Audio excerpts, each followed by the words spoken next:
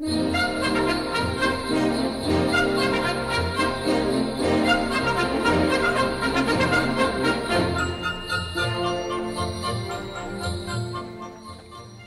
my night at the late show, and all through the ed, pages clapped in the aisles as if sick in the head. The cameras were hung by the desk in each chair, in hopes that Dave Letterman soon would be there. The audience was nestled all snug in their seats, while visions of Daddy made their hearts skip 2 beats. With Alan in a kerchief and Rupert in his cap, I knew we weren't in for a 1-hour nap. When out in the green room there arose such a clatter, staff ran up to Gaines to see what was the matter. A guest must have canceled, and with all of the strain and the economy imploding, it must be McCain. When what to my wondering eyes came instead but Keith Olbermann and his big giant head. Eddie, the warm-up guy, was ready to go, and so in a moment they'd start the big show. More rapid than Cardinals, band time must have came, 'cause he whistled and shouted and called them by name. Now Sid, now Felicia, now Anton, Al, Will, on Bones, on Bruce, and at the top of the bill, to the top of the bandstand with no red nose at all. Now clap away, here comes Paul. And then, in a twinkling, I heard near the stage the prancing and pawing of each CBS page. As I drew in my breath and was turning around, downstage David Letterman came with a bound.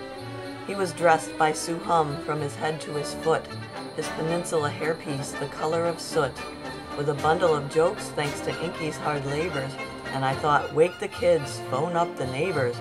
Who cares if the other guy gets 10 o'clock? I wouldn't give their troubles to a sneezing monkey on a rock. His eyes, how they twinkled, his gap teeth so fine. Come home, I thought, it's supper time.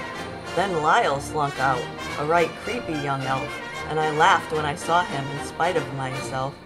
He boosted my yang, he was hot with 2 T's. He called Letterman Dingus up in that piece. You've got to go large, 'cause when that Lyle enters, he'll break down your walls and get to your gooey centers. Then the Federal Bureau of Miscellaneous Information said when Dake was on Jeopardy, most people changed the station. Then with a toss of a pencil and a shake of his fist, Dave proceeded to read us his top 10 list.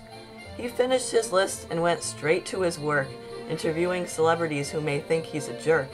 Then laying his pencil aside of his nose and giving a nod, the show came to a close.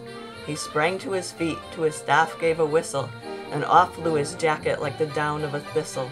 But I heard him exclaim as he strolled out of sight, "Thanks for being here, come again, and to all a good night."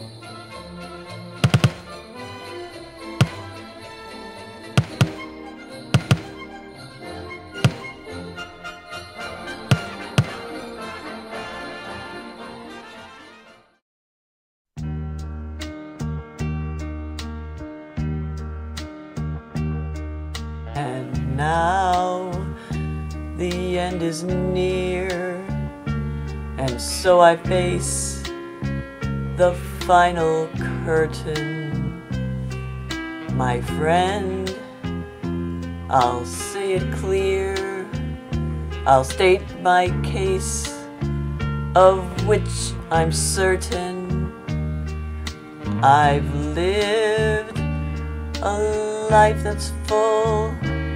I've traveled each and every highway, and more, much more than this.